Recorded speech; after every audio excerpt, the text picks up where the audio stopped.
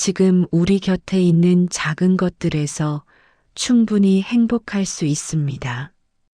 그리고 그 행복을 느낄 수 있는 마음이 바로 나이가 주는 가장 큰 선물입니다. 젊었을 때는 누군가 나에게 상처를 주면 쉽게 용서하지 못했습니다. 오랫동안 마음에 담아두고 때로는 원망하기도 했습니다. 어떻게 나한테 그럴 수 있지? 이런 생각이 머릿속을 떠나지 않았습니다. 하지만 나이가 들면서 우리는 조금씩 달라집니다. 용서할 수 있는 마음이 생기기 시작합니다.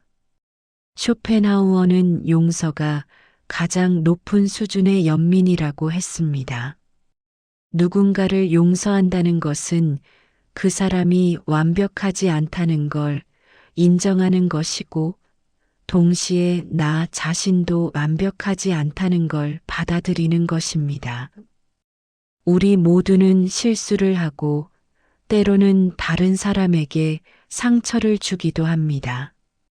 그걸 이해하게 되면 용서는 자연스럽게 따라옵니다. 용서는 상대를 위한 것이 아니라 사실은 나 자신을 위한 것입니다. 오랫동안 원망을 마음에 담고 있으면 그 무게로 인해 우리 자신이 힘들어집니다. 하지만 용서하고 나면 마음이 한결 가벼워집니다. 마치 무거운 짐을 내려놓은 것처럼 편안해집니다. 수십 년을 함께 살아오면서 우리는 서로의 모든 면을 보게 됩니다. 좋은 면만이 아니라 부족한 면, 약한 면, 때로는 짜증나는 면까지도요. 하지만 그 모든 것을 알면서도 함께 있는 것이 진짜 사랑입니다. 쇼펜하우어는 이것을 가장 깊은 형태의 연민이라고 했습니다. 배우자의 주름진 얼굴을 보면서 우리는 함께 살아온 세월을 떠올립니다. 그 얼굴의 주름 하나하나에 우리가 함께 겪어온 이야기가 담겨 있습니다. 기쁨의 순간, 슬픔의 순간, 어려웠던 시기, 행복했던 시간들, 모든 것을 함께 나눠온 동반자. 그것이 바로 배우자입니다. 나이가 들수록 우리는 배우자를 더 소중히 여기게 됩니다. 건강이 예전 같지 않아도, 기억력이 떨어져도 서로를 돌보며 함께 살아갑니다. 아침에 함께 차를 마시는 시간, 저녁에 나란히 앉아 TV를 보는 시간, 그런 평범한 순간들이 이제는 가장 소중한 시간입니다. 배우자가 아플 때 우리는 마음이 아픕니다. 그것이 바로 연민입니다. 그 사람의 아픔이 곧 내 아픔처럼 느껴지는 것. 함께 늙어간다는 것은 서로의 삶이 완전히 하나가 되어 있다는 의미입니다. 쇼펜하우어가 말한 연민의 최고 형태는 바로 이런 관계에서 찾을 수 있습니다. 함께 늙어가는 것은 축복입니다. 젊음은 아름답지만 함께 늙어가는 사랑은 그 어떤 것보다 깊고 의미 있습니다. 손을 잡고 함께 걸어온 길, 그리고 앞으로 함께 걸어갈 길. 그 길 위에서 우리는 진정한 연민과 사랑을 배웁니다. 손주가 생기면 새로운 감정을 경험하게 됩니다. 자녀를 키울 때와는 또 다른 사랑입니다. 자녀를 키울 때는 책임감과 걱정이 컸다면 손주들에게는 순수한 사랑과 기쁨만을 느낄 수 있습니다. 이제는 부모로서의 무거운 책임에서 벗어나 그저 사랑하고 즐길 수 있는 여유가 생겼기 때문입니다. 손주의 작은 손을 잡고 있으면 신기한 생각이 듭니다. 이 아이 속에 내 자녀가 있고 그 속에 내가 있구나. 생명의 연결, 세대의 이어짐을 몸소 느끼게 됩니다.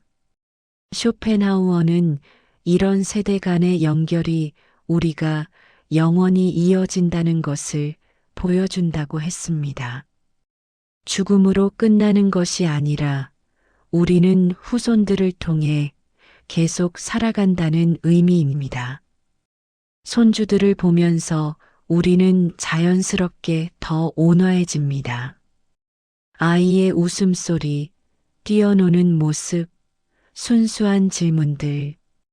이 모든 것이 우리 마음을 따뜻하게 만듭니다. 자녀를 키울 때는 엄격했던 것들도 손주에게는 너그럽게 대하게 됩니다.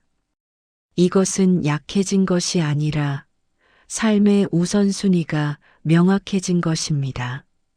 사랑과 기쁨이 규칙보다 중요하다는 걸 이제는 알기 때문입니다. 손주들에게 우리는 과거의 이야기를 들려줍니다.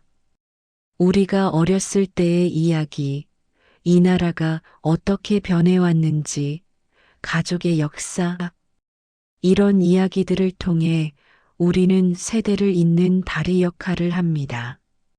그리고 그 과정에서 우리 자신도 삶의 의미를 다시 한번 깨닫습니다. 손주들을 사랑하는 마음은 연민의 또 다른 형태입니다. 이 아이들이 앞으로 살아갈 세상을 걱정하면서도 그들이 행복하기를 간절히 바랍니다. 우리가 할 수 있는 것은 많지 않지만 따뜻한 추억과 사랑을 남겨주고 싶습니다. 그것이 조부모로서 우리가 줄 수 있는 가장 큰 선물입니다. 젊었을 때는 개인의 성공과 가족에만 집중했습니다. 이웃이 누구인지, 지역사회가 어떤지는 크게 관심이 없었습니다.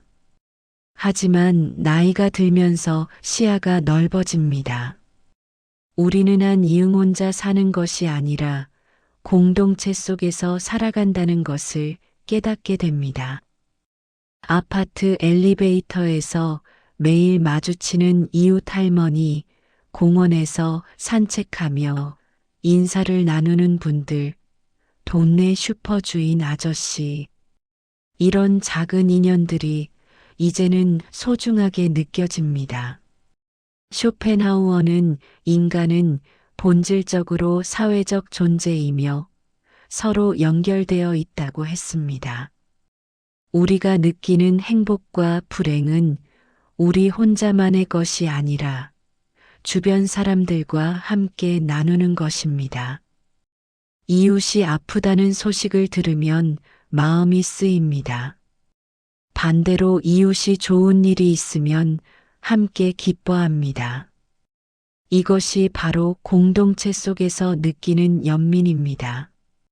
우리 모두는 같은 동네에서 비슷한 환경에서 살아가는 동료들입니다. 서로 돕고 의지하며 살아가는 것이 자연스러운 일입니다. 노인정에서 친구들과 화투를 치며 보내는 시간, 경로당에서 함께 식사하는 시간, 공원에서 운동하며 나누는 대화. 이런 일상적인 만남들이 우리 삶에 큰 의미를 줍니다. 혼자가 아니라는 느낌, 소속감, 연결감. 이것들이 우리를 건강하게 만들고 외로움을 덜어줍니다. 쇼펜하우어는 진정한 행복은 타인과의 연결 속에서 온다고 했습니다. 나이가 들수록 우리는 이것을 실감하게 됩니다. 이웃과 인사를 나누고 작은 도움을 주고받고 함께 웃을 수 있는 공동체가 있다는 것. 그것이 바로 우리 삶을 풍요롭게 만드는 원천입니다. 나이가 들면 자연스럽게 자연에 끌리게 됩니다. 젊었을 때는 바쁜 도심의 삶이 익숙했지만 이제는 조용한 공원, 산책로, 강가가 더 편안하게 느껴집니다. 자연 속에서 우리는 마음의 평화를 찾습니다. 아침 일찍 공원을 산책하며 새소리를 듣고 꽃이 피는 것을 보고 나무가 계절마다 변하는 것을 지켜봅니다. 이런 자연의 순환 속에서 우리는 삶의 리듬을 느낍니다. 쇼펜하우어는 자연이 우리에게 삶의 진리를 가르쳐 준다고 했습니다. 모든 것은 생겨나고 자라고 늙고 사라집니다. 그것이 자연의 이치이고 우리 인간도 그 일부입니다. 자연 속에 있으면 마음이 차분해집니다. 복잡한 생각들이 가라앉고 평온함이 찾아옵니다. 나무 아래에 앉아 바람을 느끼고 강물이 흐르는 소리를 듣고 하늘을 바라보는 시간. 이런 순간들이 우리에게 위로를 줍니다. 자연은 우리에게 겸손함을 가르쳐 줍니다. 거대한 산 앞에서, 넓은 바다 앞에서 우리는 작은 존재임을 깨닫습니다.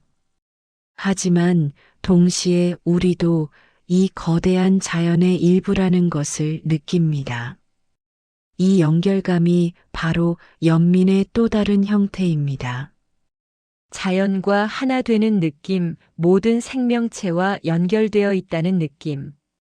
쇼펜하우어는 자연 속에서 명상하는 시간이 마음을 치유한다고 했습니다. 나이가 들수록 우리는 이것을 실감합니다. 자연은 아무 말 없이 우리 곁에 있어주고 우리를 받아들여주고 우리에게 평화를 줍니다.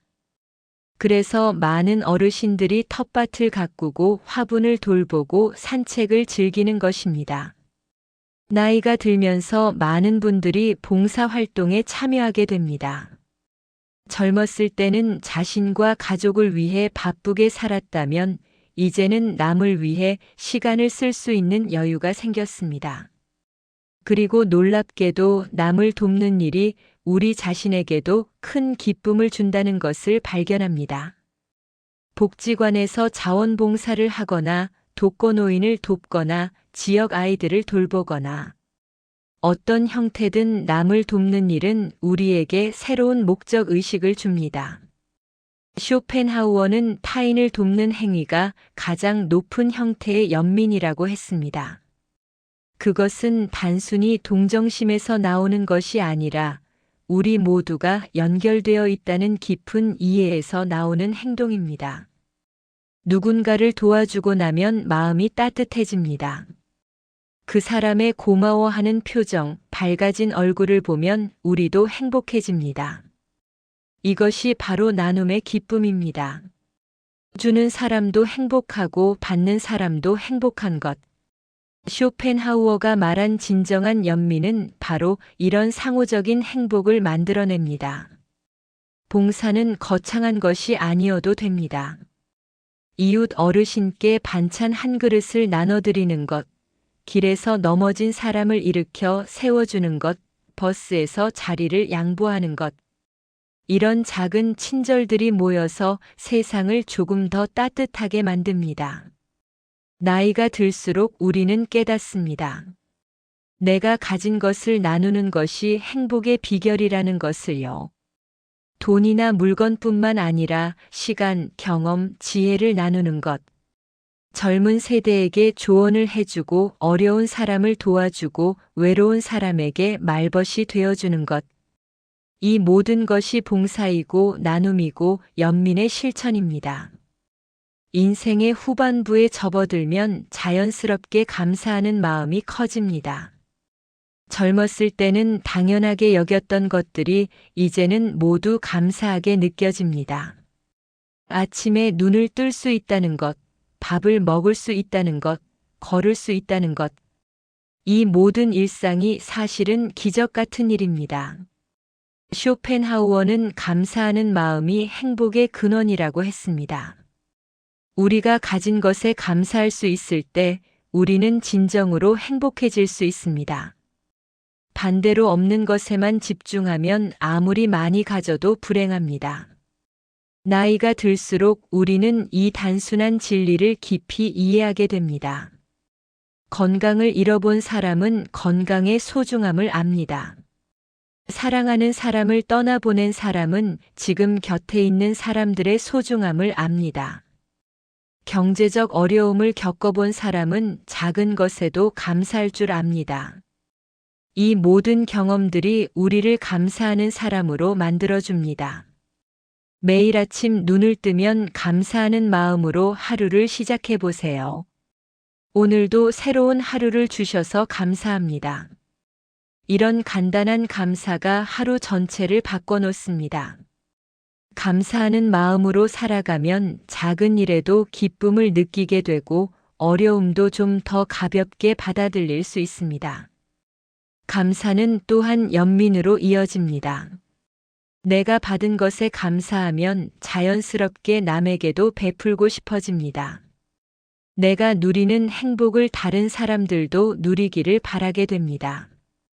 이것이 바로 감사와 연민의 관계입니다.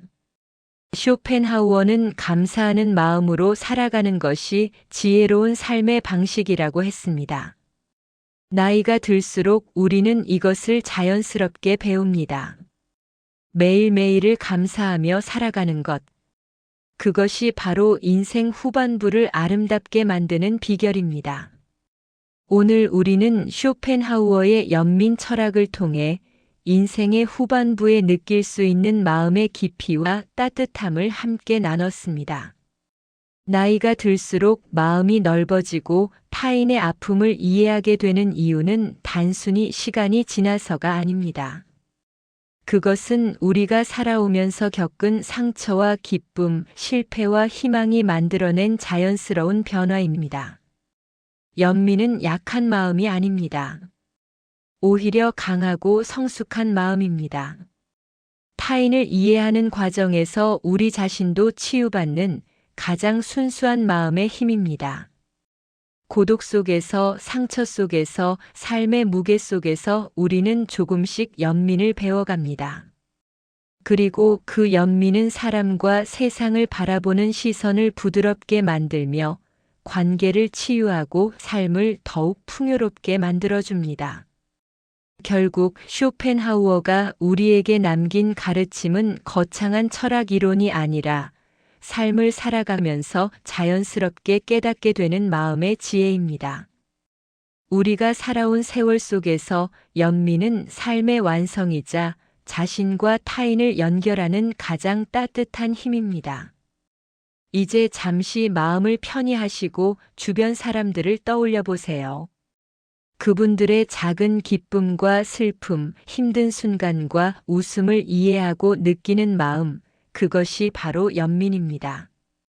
오늘 우리가 함께한 이야기는 여기서 마무리되지만 삶 속에서 연민을 느끼는 순간들은 계속 이어질 것입니다. 그 따뜻한 마음을 간직하시며 하루하루를 그리고 남은 인생을 조금 더 부드럽게, 조금 더 따뜻하게 살아가시길 진심으로 바랍니다. 오늘도 함께 해주셔서 감사합니다.